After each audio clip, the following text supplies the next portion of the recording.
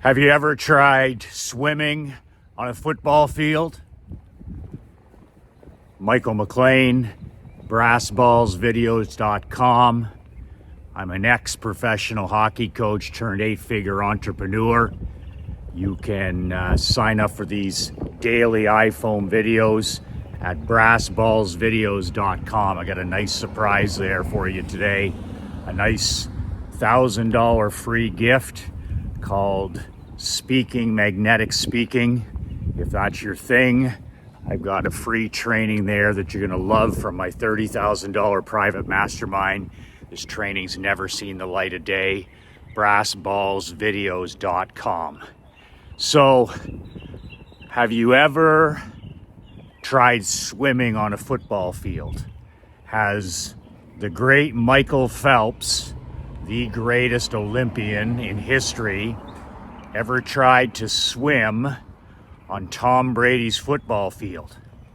Or has Tom Brady tried to play football in Michael Phelps' pool? Or how about the great Michael Jordan trying to play basketball on Wayne Gretzky's sheet of ice? Or Wayne Gretzky trying to play hockey on Michael Jordan's hard court? Happens all the time. I remember I walked into my dad's office when we were working in the insurance business. I had the pleasure and privilege of working shoulder to shoulder, eye to eye with my dad for 17 years in the family insurance business. And about halfway through those 17 years, we were really starting to kick ass and take names. All the relentless work was finally paying off, and we were starting to see the gains, the fruits of our labor, and our marketing and everything was starting to take off. We were 5Xing our insurance agency, and we had momentum on our side. And I'll never forget, I walked into my dad's office one morning, about 8:30 in the morning. I'm dressed up in my suit and tie, and I walk in, and I own the agency now. My dad's working with me. And he looks at me and he says, "Man, you look like shit." And I kind of looked at him and smiled. I was a little embarrassed. It was probably a Thursday morning, and I said, "Well, I was playing beer league hockey last night. I didn't get home till 1:30, and I didn't get a sleep till near 3 o'clock, 3 a.m. in the morning. So I've only had about 3 to 4 hours sleep. After we were done playing hockey at midnight, I sat in the locker room with the guys, and we had some beer and some pizza. And I said, next thing I know, it's 1:30 in the morning. I walked home from the arena, and I couldn't sleep until 3 a.m. because of the food I ate and the activity of playing. And I woke up and I just felt exhausted, fatigued, tired. Like my dad said, I look like shit." And he looks at me after I explained the reason that I look like this, and he says to me, he goes, "When are you gonna stop trying to fit in? When are you gonna stop trying to fit in?" And it kind of caught me off guard because I didn't really know what he was talking about. And he said, "Well, tell me," he said, "when are you gonna stop trying to fit in?" He said, "Because the story you just told me about being up all night, about playing beer league hockey till the wee hours of the morning, drinking too much on a weeknight, and coming into work here, and you're tired and you're fatigued and you look awful." He said, when are you gonna stop trying to fit in?" So he said, "Now I can understand 5 years ago, 10 years ago, that's your life, and nobody would blame you. You were a single guy, you were, in the hockey business, you can do what you want."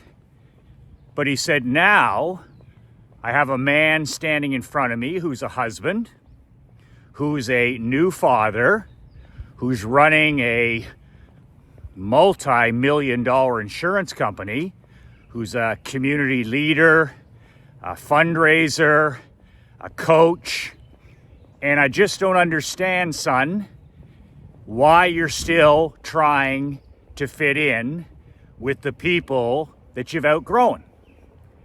He said, you've outgrown a lot of people in your life. You've outgrown a lot of these habits, staying up till 1:30 in the morning, 2 in the morning, drinking alcohol, hanging out with people you have nothing in common with. He says you're a top 1% entrepreneur now. You're a husband, you're a father, you're a community leader. He said, why are you still hanging on and trying to fit in with people and things that no longer fit in your life?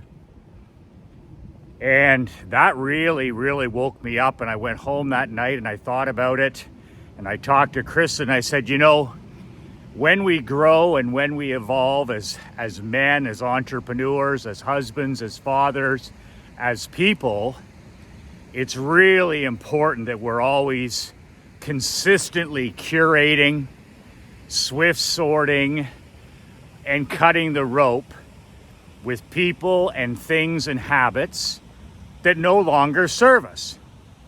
That's growth. That's CANI. That's constant and never-ending improvement. CANI, CANI. Constant and never-ending improvement. We can't constantly improve if we continue to keep the same boat anchors in our life. There are things in your life right now that no longer belong. There are things in your business that no longer belong. And there's habits in your life right now that no longer serve you. They no longer serve you. You've outgrown them. You've outgrown employees, you've outgrown friends, you've outgrown habits, you've outgrown foods, you've outgrown rituals, you've outgrown places you go, you've outgrown everything in your life that you're trying to transform and improve.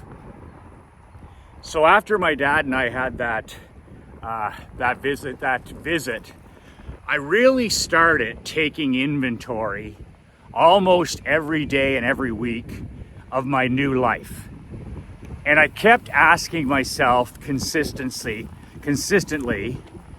does this person, does this thing, does this activity, does this habit serve me anymore? Or is it as incongruent as me trying to swim on a football field? See, most people, myself included, when I was struggling early in business, I was struggling because of the inconsistencies in my world, the things that didn't belong. I call it fridge discipline, I call it cupboard discipline, I call it front door discipline. But there's things in your world that no longer serve you, that no longer belong in your world. And it's these things in our life that used to work that no longer fit. You can call it misalignment. It's almost like going to a chiropractor to get your body aligned because there's something that's not aligned properly. And that's how I find most entrepreneurs, most husbands, and most fathers, when you're struggling, your world, there's things in your world that are misaligned. You need an adjustment. Like going to a chiropractor or a physiotherapist, you need an adjustment. And the type of adjustment that I needed is I needed an accurate thinking adjustment. Napoleon Hill's accurate thinking. I needed to look at things the way they really are, through a lens of truth and reality, and ask myself of every person, everything in my life, every habit, any rat poison in my life, any toxic behaviors, any toxic people, any toxic habits, and get these incongruent, misaligned values or goals or people or things out of my world. And it never ends. We should always be curating. We should always be swift sorting. We should always be cutting the rope. We should always be saying no, vitamin N, to everything and anything that no longer serves us because you've outgrown it. Or as my dad said that day in the office, stop trying to fit in places you no longer fit in. I didn't belong in that locker room at 12 midnight. I didn't belong in that locker room drinking beer at 1 in the morning. I didn't belong in that beer league. I didn't belong in that locker room talking, listening to gossip, talking about guys that, they cheated on their wives, or they left their wives, or they hadn't seen their kids in weeks, or they were more worried about hunting and fishing trips, or whatever it was. I did not belong there. But the reality is, we always want to hang on. We want to hang on to high school friends and college buddies and foods and drinks and toxic environments because as human beings, there's comfort there. That's normal. It's normal to feel that way. There's comfort. It's a comfort zone that you're used to. Well, we've always been friends. Well, we used to play ball together. Well, our wives were friends in college. You no longer belong there. And environment is the most powerful force on earth. I always say environment's for champions, willpower's for men who aren't serious about winning. If you're counting on willpower to make your dreams and your goals and your mission reality, you have no chance. We all have a speck of willpower every day. I use my willpower late at night after dinner. It's the only willpower I really use. I use environment all day long. I use a little speck of willpower at night to keep the kitchen closed. After 7 p.m., there's no eating in our house. So when I'm done putting Emery to bed and reading, and Chris and I sit down on the couch to talk or out by the pool or watch a quick show, it's the only time I use that little speck of willpower I have. And that's to no more eating after dinner. And it works every day, almost without exception. The rest of my environment is I'm playing football on a football field. I'm swimming in a pool.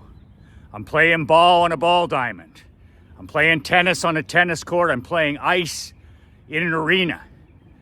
There's no longer big things that don't belong. There's no more of that. And I always think of that Michael Phelps, Tom Brady analogy. Okay? Michael Phelps, he needs to swim in his pool. His pool, that's congruent for Phelps. Tom Brady, football field. Wayne Gretzky, ice pad. And we've got to make sure that things in our life are aligned properly with our goals, with our values, and with our principles. I'm a fierce family man. Well, a fierce family man doesn't leave his family on a weeknight, go to the arena, play hockey late at night, drink beer after, drink too much beer after, eat pizza, talk and gossip, hang out with the locals who you have nothing in common with, and then walk home and fall asleep by 3 o'clock in the morning. And admittedly, I was a much younger man at the time, but it does not matter. I was swimming on a football field. I was a husband. I was a father. I had no business being there, and it took somebody like my father and his truthfulness, clear as kind, unclear as unkind, to say, stop trying to fit in where you no longer fit in. the great Fred Shero, the head coach of the Philadelphia Flyers Broad Street Bullies of the 1970s, back-to-back Stanley Cups. And Freddie the Fog Shero had a saying, and he had a rule with the Flyers. When they were playing on the road and after the game, they'd go back to the hotel, whatever city they were in. And if he was sitting there at the table, you know, by himself, enjoying a drink after, let's say, the hotel bar, if all the players or a group of players came in, Freddie had a rule. He said, you know what? He said, we're all adults. I don't want you to walk into the restaurant or walk into the sports bar, walk into the hotel bar and see me, the head coach, and run away like little kids. He said, we're all grown men, we're all husbands, we're all fathers, all that stuff. He says, you sit down, you order a beer, you order a drink, you order a Coke, whatever the hell you want to do. And he said, but this is the rule, respect between coach and player. After that one drink, you grab the check and you leave. That's it. I was there first. And if the roles are reversed, I'll be the person who sits down like an adult, enjoys a beer or enjoys a drink or enjoys a coffee or whatever it is, and I'll grab the check and I'll leave because you were there. The players were there first. And I was always fascinated by his thinking about how, you know, it's just it's a maturity thing. But then he summed it up like this. He says, I'm the coach of the Philadelphia Flyers. He says, I'm one of the boys, but I'm not one of the boys. And I remember that as a young coach when I was coaching in minor pro at the age of 24, 25, and 26. I was younger than some of the pro players. I had players on my minor pro team that had played in the NHL. Some of these guys were, you know, married with several children at the time. They had played in the NHL. They were 30, 32 years old. I'm 24, 25, 26, and I never played pro hockey. So I always reminded myself, you know, as much as you build relationships with your athletes or with your employees, when you're the boss, when you're the kingmaker or the queenmaker, you're one of the boys, but you're not one of the boys. I never tried to fit in as a head coach. I never, ever, ever tried to swim on a football field. Ever. I knew my role, my job as a head coach in hockey was to be respected and to be effective. Those are the only two things I wanted at any age, with any team. I wasn't interested in being liked. I wasn't interested in being popular. I wasn't interested in any of those things. The same as I am as an employer, as a business owner, even as a father, or as a hockey coach, or any of those things. I want to be respected. I want to earn respect, and I want to be effective. That guy knows how to work and win. That guy knows how to win. I want to be the school teacher that gets the kids the grades. I want to be the football coach who wins the championship and develops young men. I want to be respected and I want to be effective. As a dad, I want to teach my child to be self-reliant. I'm not her friend. I tell her that every second day. I'm not your friend. I'm not your BFF. I'm not your pal. I'm your father. My job is to love you, to guide you, to protect you, to teach you. My job is to be respected and effective.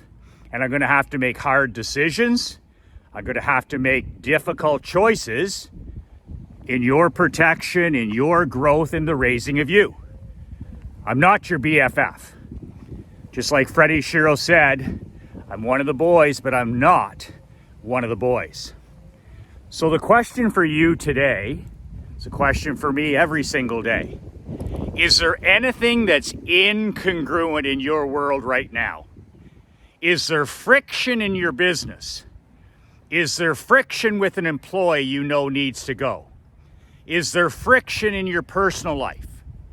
Is there friction with your queen? Is there friction with your children or grandchildren? Maybe there's friction with your body, or you're feeling guilt because you know you're not showing up as you should. Is there friction in your life that's being caused by things being misaligned, by things being incongruent, things that no longer serve you? It was okay when you were younger, but that doesn't matter anymore. That person no longer belongs in your world. That employee, that expiry date is long past. Drinking, alcohol, drugs, porn, gambling, the wrong foods, toxic relationships, cell phone addiction, anti-social media, news, politics, all of this rat poison that surrounds us. Is there any of it in your life that's misaligned that needs to go now? And then your job as a leader is to break up with whatever person, habit, substance that no longer belongs in your badass world.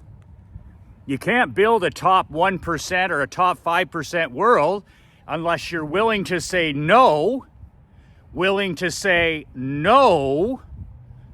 to all the things that a top 1%er says no to, that a top 5%er says no to. Everybody wants to know how. Michael, how can I grow my business? How can I get in the best shape of my life? How can I build an email list? And it's less about how, and it's more about saying no to almost everything.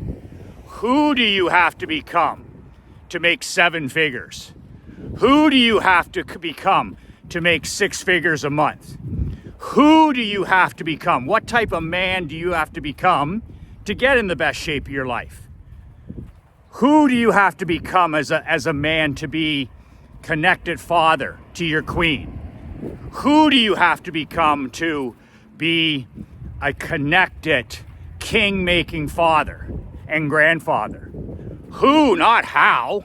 Who? Become the man that you need. Become the man that you needed. Who, not how. Who, not how. And as my pop says, stop trying to fit in neighborhoods you don't fit in anymore. Association is a killer. We are the average of the 5 people we spend the most time with. If you're still spending the majority of your time with the 5 people you went to high school with or college with or whatever, then don't make excuses on why you're not living the life of your dreams or living life on your own terms. We're the average of the 5 people we spend the most time with. Environments for kings, champions, and contenders. Willpower is for chumps. Willpower is for men who aren't serious.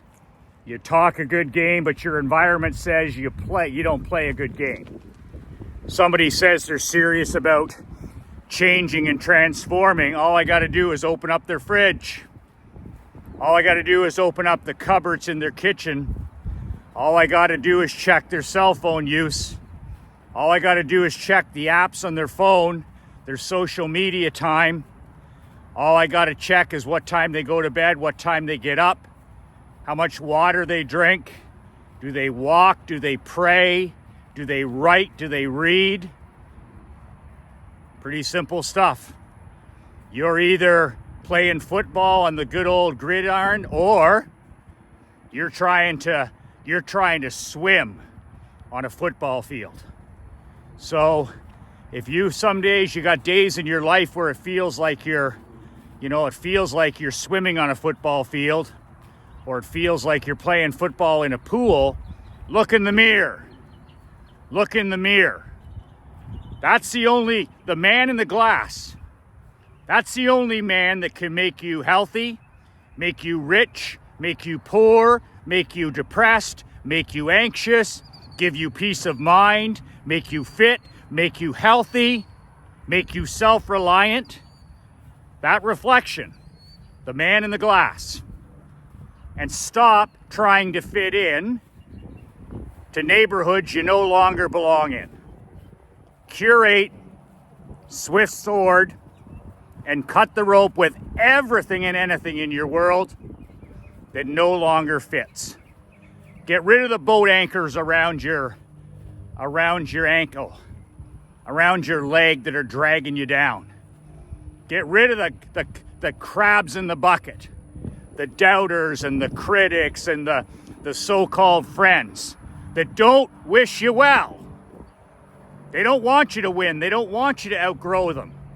They're jealous. They're envious. Those aren't friends. Those aren't allies. Those are crabs in the bucket. Get rid of the crabs in the bucket. Stop swimming on a football field.